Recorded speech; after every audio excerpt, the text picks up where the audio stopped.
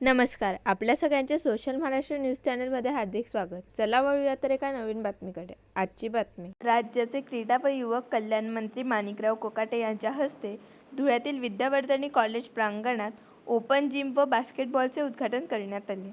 यासह मंत्रींच्या हस्ते मियावाकी वृक्षारोपण करण्यात आले. क्रीडा व युवक कल्याण संचालनाच्या वतीने व धुळे जिल्हा क्रीडा अधिकारी कार्यालयाच्या वतीने या कार्यक्रमाचे आयोजन करण्यात आले होते. येणाऱ्या काळामध्ये महाविद्यालय तसेच जिल्हा परिषदच्या शाळांमध्ये ओपन जिम देण्यात येईल, जेणेकरून याचा विद्यार्थ्यांना फायदा होईल.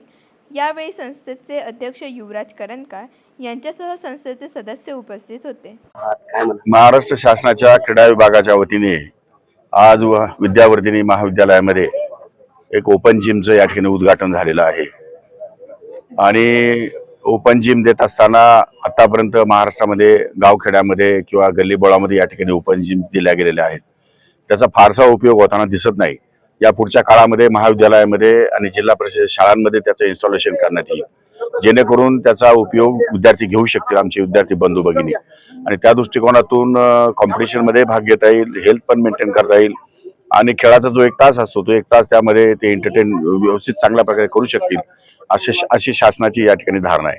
आणि म्हणून त्या दृष्टिकोनातून आजचं हे उद्घाटन या ठिकाणी ठेवलेलं होतं. आमचे सर्व राष्ट्रवादी काँग्रेसच्या सर्व पदाधिकाऱ्यांचा आग्रह होता की एक या ठिकाणी उद्घाटन करावं.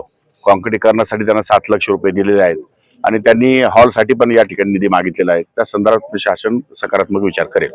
विद्यावर्धिनी महासभेच्या प्रांगणामध्ये विद्यावर्धिनी कॉलेजच्या या ठिकाणी महाराष्ट्र राज्याचे क्रीडा व सांस्कृतिक मंत्री आदरणीय कोकाटे साहेब यांच्या हातून ओपन जिमचं उद्घाटन आणि बास्केटबॉल च्या मैदानासाठी त्यांनी निधी दिला. त्याचं भूमिपूजन आणि मियावाकी हा विद्यापीठ आणि महानगरपालिकेचा जो जॉईंट व्हेंचरमध्ये कार्यक्रम आहे त्याचंसुद्धा त्यांनी वृक्षारोपण करून त्याचं उद्घाटन केलं.